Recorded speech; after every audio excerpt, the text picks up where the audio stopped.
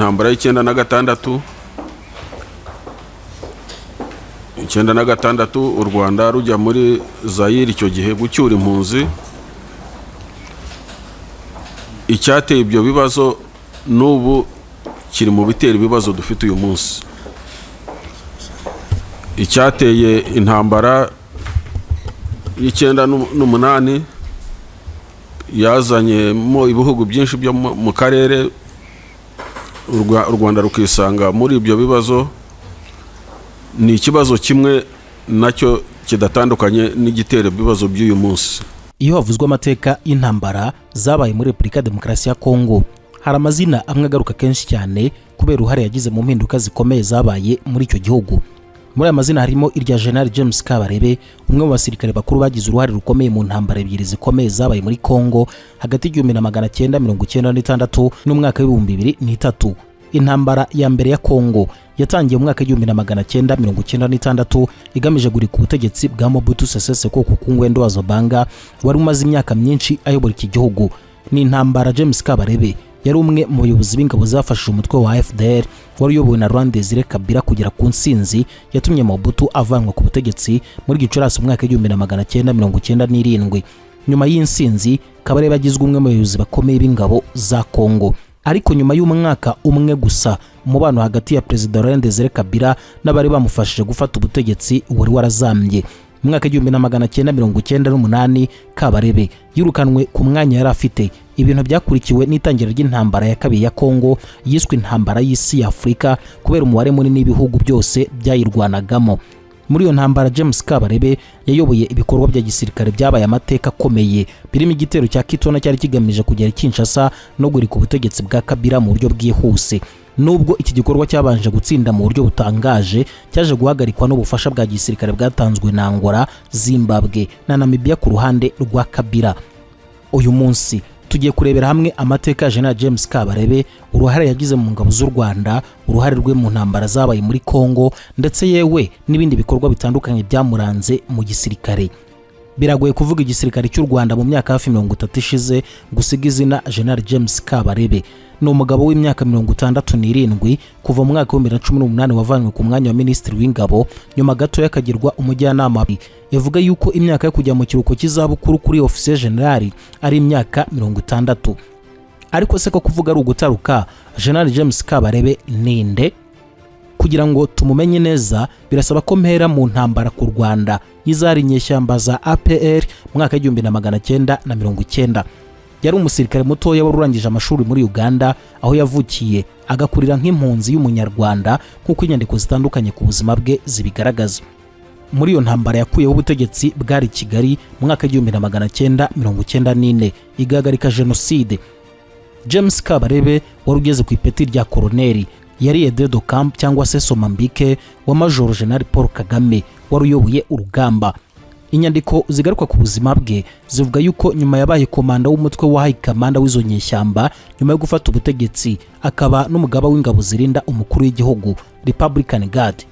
Ni umugabo w'imyaka 67 nk'uko nigeze kubigarukaho, arubatse, afite abana 3. Uretse igisirikare mu Rwanda azwi nk'umwe mu banyembaraga ziboneka cyangwa se zitaboneka mu bucuruzi, siporo by'umwihariko umupira w'amaguru ndetse na politiki.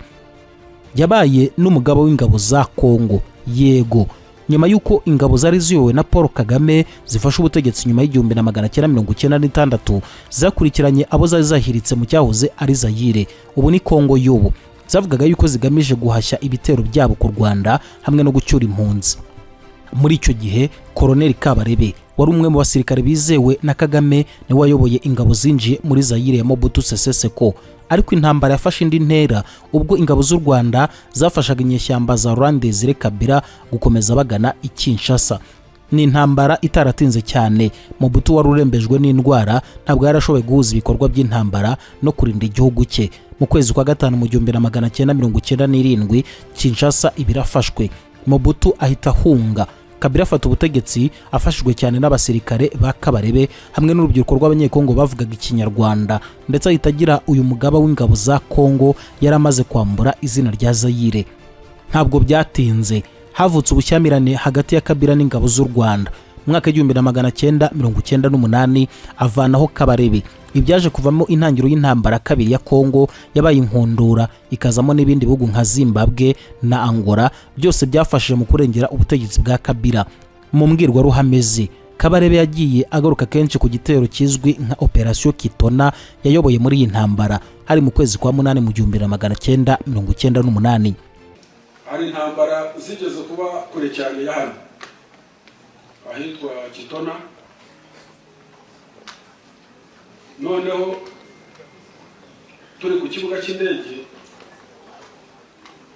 abasirikare uko y'u Rwanda ugenda wohereza abasirikare bitewe n'ibitero aho biturutse, ugenda wohereza still ndaho Kitona ku kibuga nisanga nsigaranye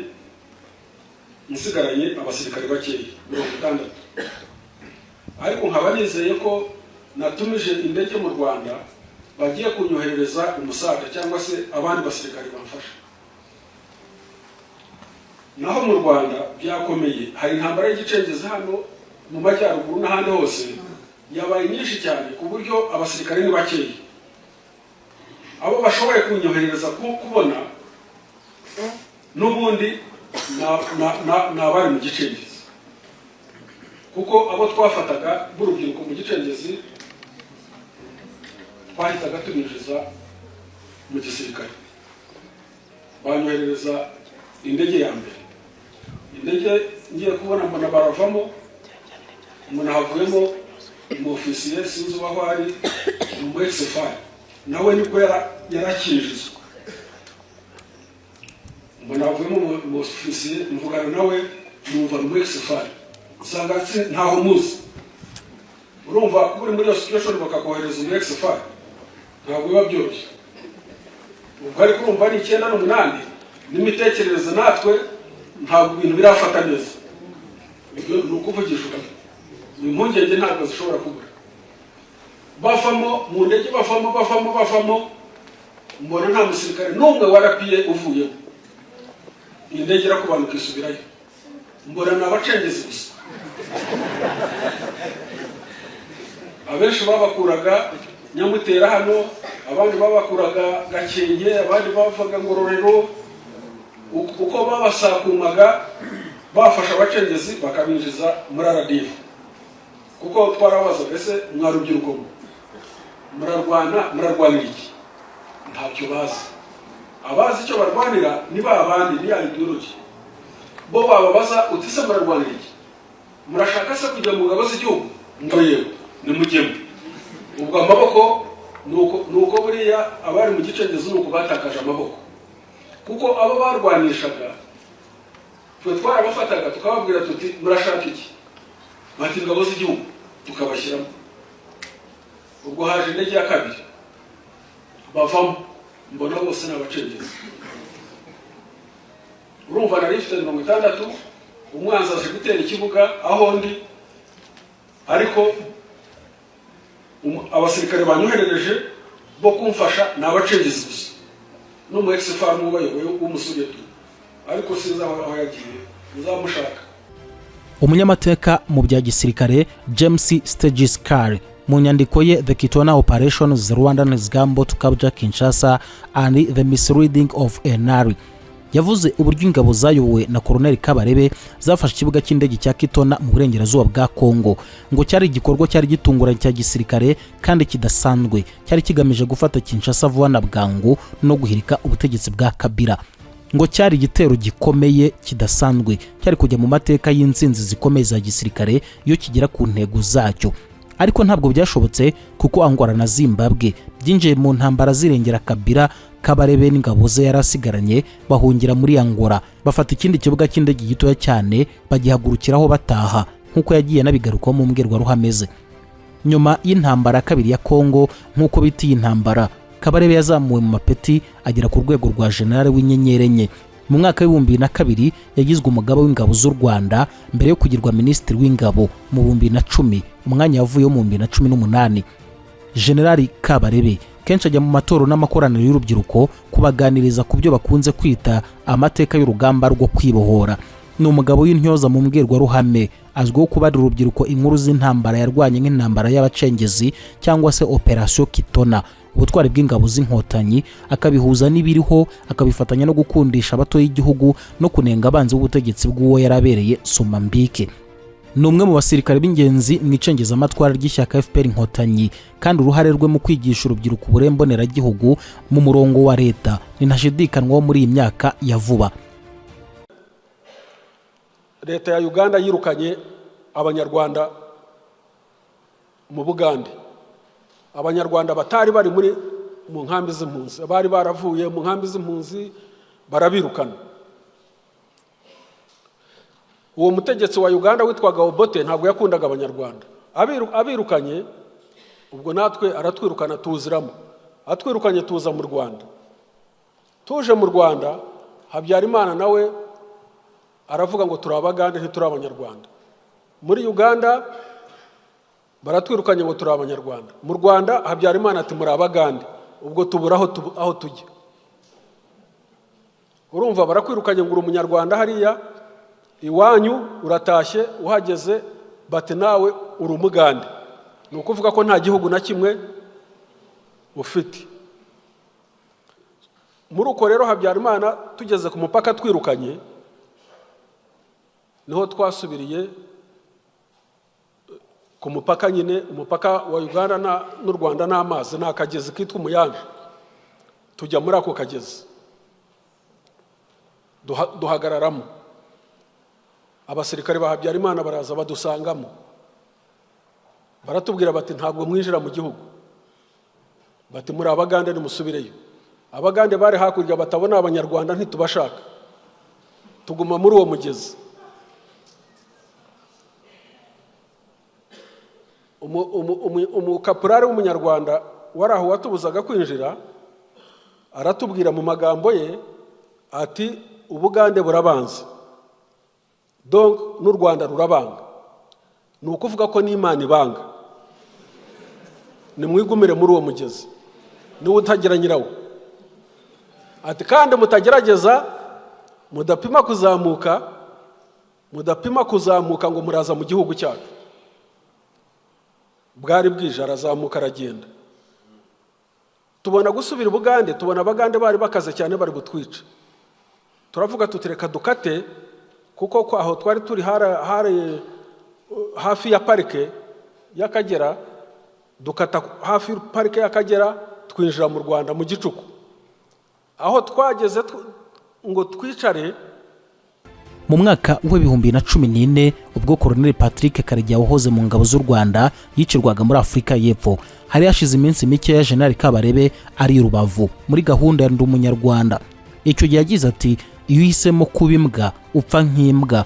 Abashinzwe isuku bagakuraho umwanda bagashyiraho imyanda ijya gutabanukira, kandi abo bibaho nibyo baba bahisemo, ntacyo twabikoraho, ntidukwiye no kubibazwa. Mu mwaka w'2015 nka Minisitiri w'Ingabo ari mu nteko ishinga amategeko yagize ati urugamba rwa FDLR twararutsinze. Mu 2017 yavuze yuko FDLR iramutse iteye u Rwanda nta minota 5 yahamara. Ibyo kuza bashotora ku mupaka nk'abajura akaza gakubita hakiruka, ibyo nibyo kudutesha umwanya, kuko nta na kimwe bakora, ntabwo wahungabanya umutekano w'u Rwanda, n'ibintu batashobora, kuko ntabwo FDLR yakwinjira mu Rwanda ngo imaremo isaha. Ibyo ndabibasezeranyije rwose, uko yazingana kose. Wenda kubera imipaka utarinda buri metero y'umupaka amanywa nijoro, wenda hari abashaka aho baca bakinjira, baba 200, baba 300, baba 1000. Ntabwo FDLR yamara isaha mu Rwanda, n'ibintu bidashoboka ikiriho. Ibyo rero niyo mpamvu bitadutera impungenge. Icyo twanga ni ukuduhoza ku nkeke. Ngaho 2 binjiye bateye grenade, 3 binjiye bateye grenade aha, binjiye barasha umuntu aha basubiyeyo, barasha umugaride barirutse, ntibazafata ahantu ngo bahamare umwanya, ntibazagira iki. Icyo nicyo turimo kwigira, twafatiye ingamba kugira ngo n'ibyo byo kwinjira by'ubutero shuma bakinjira nabyo bataba babishobora. Mu 2019 mu gikorwa cyiswe Rubyiruko menya amateka yawe yagize ati mu mateka ya Perezida Kagame nta mateka yo gutsindwa urugamba afite. Uwakwiha kumurwanya ndamubabarira kuko ngewe mbizi. Kuvuga ngo yatsindwa no kwibeshya, nta na hamwe yatsindwa.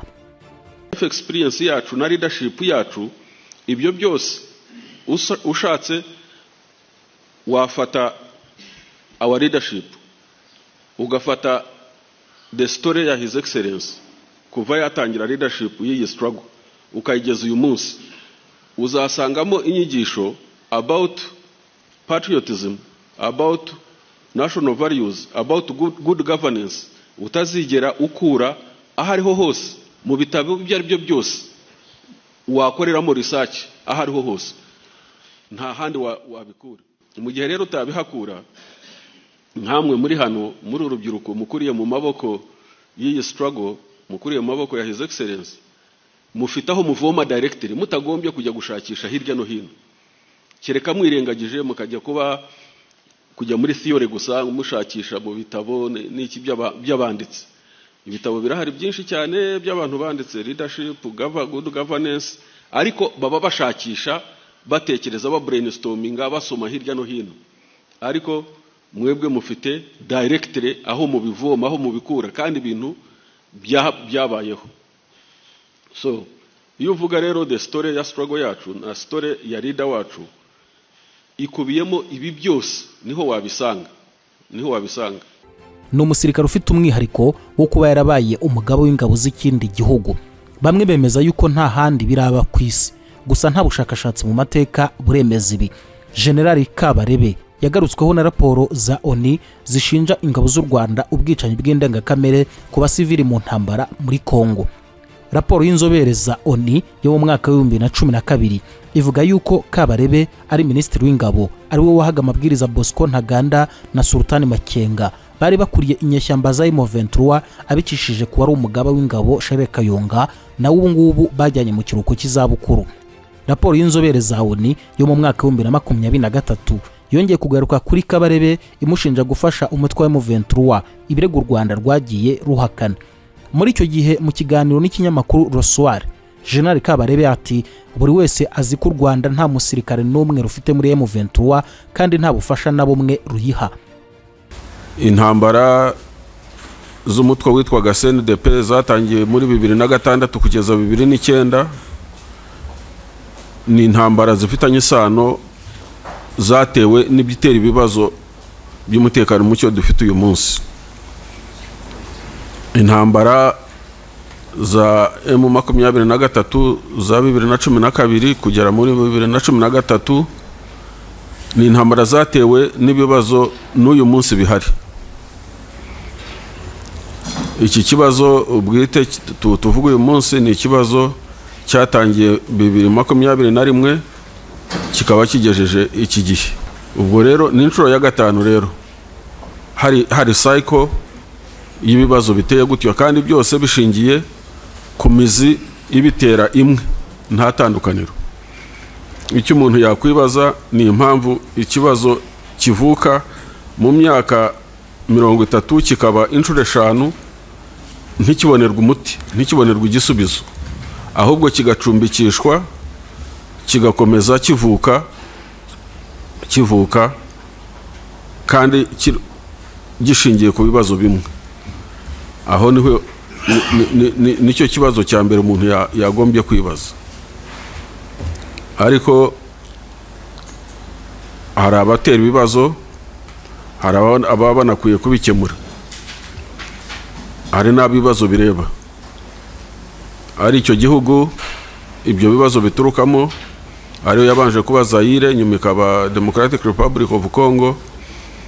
Buri gihe ibyo bibazo mu burasirazuba bwaho niho ibibazo bituruka. Icyo gihugu nicyo gihora kiri nyirabayazana. Ibyo General Kabarebe yakoze mu mwuga we wa gisirikare ntabwo yabikoze wenyine, yari afite umukuriye nabo nawe yarakuriye, barimo bamwe mu bajyanye mu kiruhuko cy'izabukuru. General Douglas MacArthur ni umugabo ufite amateka maremare mu ngabo za Amerika no mu ntambara. Mu mwaka wa 1951 ubwo yasezeraga agasobanura ko bavuye mu gisirikare bakomeza kwibukirwa mu mirimo bakoze, yabwiye inteko ishinga amategeko ya Amerika amagambo akomeye yakoreshejwe no hambere. asobanura ngo abasirikare bashaje ntibajya bapfa, bararembera. Nigeze gusa na nkomoza kuri raporo y'umwaka wa 2023. Ni ngombwa yuko nyegarukaho kugira ngo mwumve uburemere bw'ibi bintu n'uburemere bw'izina Kabarebe. Ni umwaka wabayemo byinshi mu makuru, kuva mu makimbirane yakomeje mu burasirazuba bwa Kongo, ibura ry'igitoro mu Burundi, umugabo wemeye yuko yishe abagore benshi akabahambiwe i Kigali, ibiza bivuye ku mvura byahitanye abantu benshi ikarehe muri Kongo ndetse n'urubavu mu Rwanda, kugera ku magambo ya Perezida Tshisekedi y'intambara ku Rwanda. Isasu rimwe gusa rizagwa ku butaka bwacu tuzahangana n'imbesire. Nzasaba uruhushya inteko ubundi ntangize intambara ku Rwanda. Raporo nshya y'inzobere za ONU kuri Kongo yavugaga uburyo ingabo z'u Rwanda zafashe umutwe wa M23 urwanya leta ya Kongo n'uburyo ingabo za Kongo zafatanije n'inyeshyamba zirimo FDLR kurwanya M23. Leta ya Amerika yavuze yuko yakiriye neza iyi raporo, inamagana urugomo rwatumye benshi bapfa, abandi bagakomereka, abandi bagahunga. Ivuga yuko abakoze ibi byose bagomba kubiryozwa. Leta ya Amerika kandi yavuze yuko yongera gusaba u Rwanda kuvana ku kanya ingabo zarwo ku butaka bwa Kongo no guhagarika ubufasha kuri M23. Abategetsi b'u Rwanda bagiye basubiramo yuko badakorana na M23. Abo muri Kongo nabo bakavuga yuko badakorana n'umutwe wa FDLR urwanya ubutegetsi bwa Kigali cyangwa indi mitwe yitwaje intwaro mu ntara ya Kivu y'Amajyaruguru. Iyi raporo yakozwe n'inzobere 6 igenewe akanama ka ONU gashinzwe umutekano ku isi, yakoze amaperereza ku byabaye hagati ya Nyakanga 2022 na Werurwe 2023 mu burasirazuba bwa Kongo aharanga umutekano mukeya. Kuva muri Werurwe muri Kivu ya ruguru hari agahenge nyuma y'uko abarwanyi ba M23 bari basubiye inyuma bakava mu bice bimwe na bimwe bari barafashe. Ni raporo yavugaga yuko aba barwanyi ngo bari bakiri hamwe na hamwe mu bice bavuga yuko barekuye. Izi nzobere zivuga yuko nubwo M23 yahaye ingabo z'ibihugu by'akarere aircraft ibice nka Kibumba na Rumangabo mu Kuboza 2022 na Mutarama 2023, bamwe mu barwanyi ba M23 ngo bari bakiri muri iyo migi n'ahayikikije, abandi barwanyi bo baravuye mu bice barekuye boherezwa handi. Umutwe wa M23 muri icyo gihe wavugaga yuko warekuye ibice byose wari warafashe ukabiha ingabo za aircraft ukajya aho wagenewe, nkuko umuvugizi wa gisirikare icyo gihe Wiringoma yari yarabitangaje. Inzobere zavugaga yuko kugeza mu ntangiriro za Werurwe 2023 M23 yatoje abandi barwanyi bashya. Umubare w'abarwanyi ba M23 bose hamwe ngo wageraga hafi ku bihumbi 3. Izi nzobere za ONU zavugaga ko inyeshyamba za M23 zakoze ibikorwa by'ubwicanyi no gufata abagore ku ngufu mu bice bari barafashe muri teritwari ya Rushuru ndetse na Masisi. Zavugaga yuko zabonye amakuru yemeza yuko Ikishishe ndetse na Bambo mu gushyingo kwa 2022 abarwanyi ba M23 ngo bisha abasivile barenga 100. Ubwo izi nyeshyamba zabaga zisaka inzu ku yindi zishaka abakorana n'imitwe ya FDLR na Mayimayi yagenzuraga aho bari barayirukanye. M23 yakanye yuko hari abantu yishe Ikishishe cyangwa se Bambo. Ivuga yuko abapfuye bari abarwanyi ba FDLR na Mayimayi bitiranijwe n'abasivile. Icyo gihe yatanze amazina y'abasivile 8 bishwe n'amasasu yayobye mu mirwano. Izi nzobere zishinja M23 gufata abagore ku ngufu, aho zivuga yuko zabonye abagore 20 babikorewe kandi ngo zanaganirije 3 bafashwe ku ngufu n'abarwanyi ba M23 barenze umwe icyarimwe. Umutwe wa M23 wahakanye ibirego nk'ibi ngibi mu mezi yaramaze gutambuka, aho umuvugizi wayo yari yabitangaje. Kubivugwa n'izi nzobere za ONU, Bertrand Bisimwa yari umukuru wa politiki wa M23 yatangarije kuri X yuko izo nzobere ngo zari zikwiye kwibanda ku mpamvu muzi z'amakimbirane aho kwita ku ngaruka zayo kenshi ziba zirimo ibinyoma, propaganda, ibinatiza umurindi amakimbirane ndetse yewe aho kuyakemura. Raporo y'inzobere y'impapuro 240 ivuga yuko igisirikare cy'u Rwanda RDF cyahaye M23 intwaro n'ibikoresho kikanohereza abasirikare muri Kongo barimo mu mutwe w'ingabo zidasanzwe Special Forces bahabwaga amabwiriza n'abasirikare bakuru i Kigali. Izi nzobere zivuga yuko muri Werurwe 2023 zabonye M23 intwaro zigezweho nka light machine guns, grenade launchers, recoilless guns, mortar shells n'ibikoresho bya gisirikare nka VHF radio, night vision equipment no mu nkeragutabara bayoborwaga na Brigadier General Andrew Nyamvumba. Ivuga kandi yuko mu basirikare b'u Rwanda boherejwe kurwana muri Kongo harimo abo muri brigade ya 201 na 301 nabo bo muri Special Forces bayobowe na Captain Niragire Jean Pierre alias Gasasira woherejwe mu butumwa bwihariye kuva muri Gicurasi 2022 gukomeza. Izi nzobere zivuga yuko Gasasira yahabwaga amabwiriza ava kuri Major General Ruki Karusisi umugaba w'umutwe w'ingabo zidasanzwe, kandi yuko ngo General Alex Kagame wayoboraga ibikorwa by'ingabo z'u Rwanda muri Kongo 2022 yagaruwe i Kigali asimburwa na Major General Emile Vusha. Iyi raporo yongeraho yuko amakuru kesha abakozi babiri bo mu butasi bwa gisirikare bw'u Rwanda, umwe mu basirikare ba RDF n'ubutasi bw'ibihugu by'amahanga, yemeza yuko ibikorwa byo muri Kivu ya ruguru byacuzwe kandi bikabiberwa na General James Kabarebe wahoze ari umujyanama mu by'umutekano wa Perezida Kagame. Yongeraho yuko muri ibikorwa Kabarebe yahabwaga ubufasha n'abandi basirikare barimo General Jean Bosco Kazura, Lieutenant General Mubaraka Muganga, Major General Frank Mugambage, Major General Vincent Nyakarundi, Major General Ruki Karusisi, Major General Eric Murokore na Brigadier General Rugumyangabo Gacinya. Raporo y'izi nzobere za ONU inavuga yuko muri Gicurasi 2022 Perezida Felix Tshisekedi yasabye abategetsi be ba gisirikare guhagarika gukora n'imitwe itandukanye mu kurwanya M23. Gusa izi nzobere zivuga yuko zari zikomeje kubona imikoranire y'ingabo za Kongo n'imitwe itandukanye nka FDLR na za Mayimayi zitandukanye. Izi nzobere zivuga yuko ibi bikorwa byose byari bishyigikiwe n'abakuru ba gisirikare bo hejuru nk'umukuru wa Maison Militaire General Frank Ntumba n'umugaba mukuru w'ingabo General Christian Chiwewe Songwesa. Izi nzobere zivuga yuko mu mpera z'Ukuboza 2022 n'intangiro za Mutarama 2023 General Chiko Chitambwe yagiranye inama nibura ebyiri n'abakuru b'imitwe twaje intwaro igoma mu kunoza ubwo bufatanye. Bavuga yuko mu nama yo muri Mutarama nabo muri FDLR Forces Combatant abacunguzi foka ngo bitabiriye, buri mukuru w'umutwe witwaje intwaro yahawe amadolari 5,000 akanezezwa yuko bazahabwa ibikoresho bikwiriye. Ni raporo ivuga yuko abasirikare ba FARDC General Mayanga na General Mugabo bakomeje kuyobora ibikorwa n'inama zihuza abasirikare b'imitwe yitwaje intwaro, naho Colonel Salomoto Kolonga we ngo yarashinzwe guhuza impande zombi no kugeza intwaro kuri zo nyeshyamba.